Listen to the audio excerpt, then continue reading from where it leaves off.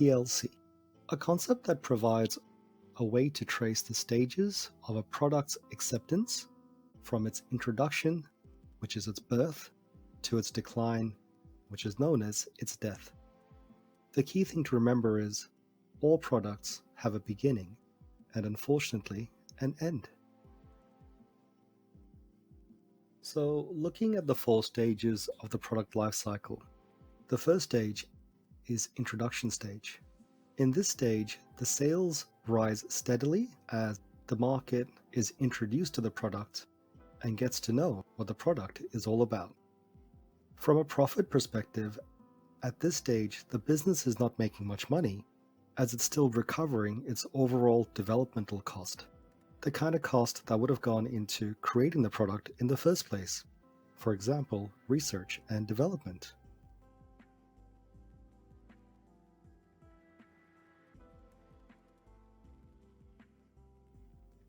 So, stage 1, introductory stage. This is the full-scale launch of a new product into the marketplace. At this point, there's a lot of promotion, a lot of excitement, and buzz is being created.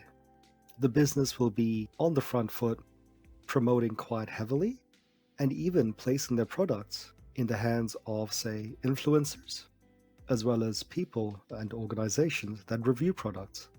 The idea is get it to as many people as humanly possible and get the buzz happening. Next, we go into the growth stage. At growth stage, the sales continue to rise.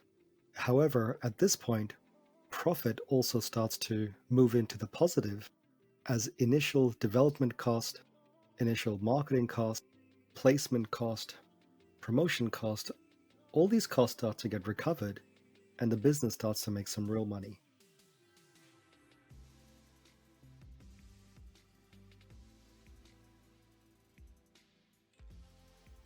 In this stage, many competitors enter the market and large companies may start acquiring smaller pioneer organizations, and profits are very healthy. What this basically means is our product's been out for a little while now. Our customers know who we are, the market knows who we are, and all of a sudden, the competition starts to also heat up just a little bit. However, the business is making a good amount of sales and a healthy profit, which also opens up the potential to acquire or buy out smaller competition in this particular market space. However, all products do go through several stages, and the next is maturity. In the maturity stage, sales now starts to taper off or level off. At this point, the business profits also start to decline for this particular product category, which eventually leads to the decline stage. All good products, no matter how great they are, enter the maturity stage. The maturity stage is a period during which sales increase at a decreased rate. What this basically means is our product's been out for a longer while. Depending on the product life cycle can differ in terms of how long it goes for. The average mobile phone perhaps has a product life cycle of 2 years. But by the time year 2 comes around, your product's in very steep decline. However, for other products, once they get into the maturity stage, they can hang there for ages, years, decades, sometimes even longer. For example, the Coca-Cola company was founded in 1892. In reality, as Coca-Cola is available everywhere in the world, the potential to make a lot of sales has really decreased for them. However, they do still make quite a bit of sales overall at a much smaller rate than they did once upon a time.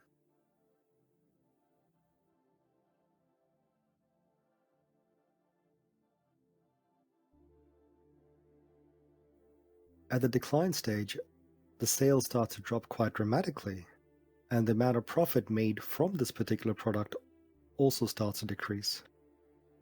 At this point, you're looking at a long run drop in sales, meaning from this point onwards, our business is not going to make as many sales every single month going forward, and eventually, maybe none at all.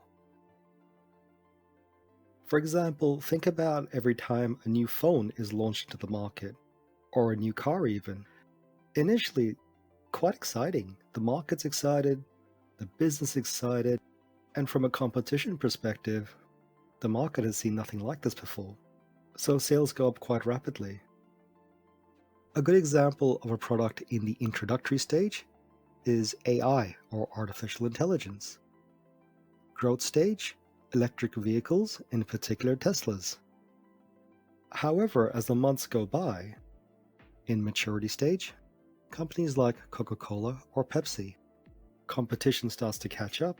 The market is saturated with this product, meaning a lot of customers have now bought the product, and then bit by bit, in maturity stage, the slow down of sales eventually leads the product to be pulled from the market, and potentially new products come in to replace the product.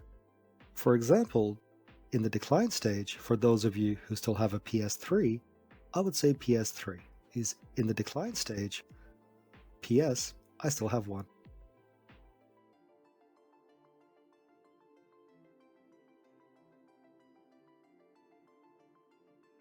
Come to think of it, I feel maybe Facebook might also be in maturity stage, in the sense, yeah, it is technology, but we were all on it once upon a time, but it did take us a little while to get onto it. In the middle, it got super popular, but now, who's on Facebook? Our parents? As such, it is slowly fading away. We talked about how Coca-Cola has been around for 128 years and is currently in the maturity stage. However, not all products are so lucky. Here are examples of 3 other life cycles for 3 very different types of products. The first, style.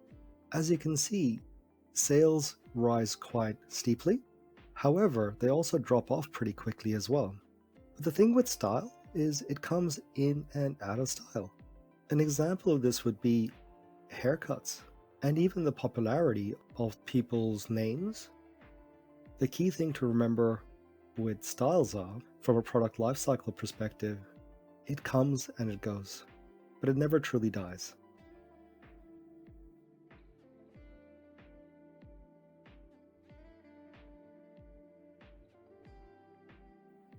The next one is fashion. Fashion, from a sales perspective, not as steep or not as sharp as style. However, people eventually pick it up.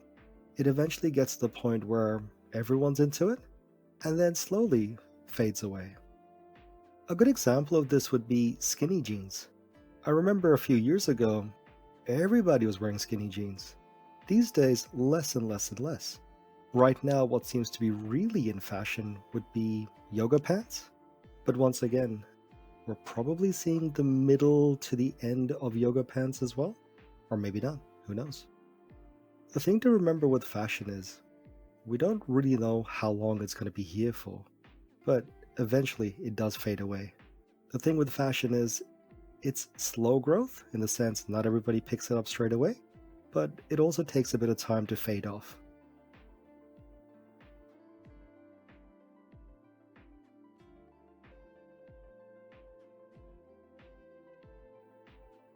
And the last one, fad. Fad has a really, really sharp incline when it comes to sales. This thing gets popular really, really quick. It's like all of a sudden, everyone's doing it. This is it. This is the most popular thing there possibly is. A good example of this would be that's really annoying song, Baby Shark. Like, bang, it came, everyone was singing that stupid song, and now it's gone. But because I mentioned it, it's probably in your head, for which I would like to apologize profusely. But what about the Nene? Do you guys remember the Nene? Very popular once upon a time. It became really popular really quickly and then faded away. So just to recap, styles may come in and out of style a decade apart or a few years apart, whereas a fashion comes and eventually goes. It just fades away. Whereas a fad comes in really quick, kind of like a wrecking ball, and then disappears just as quickly.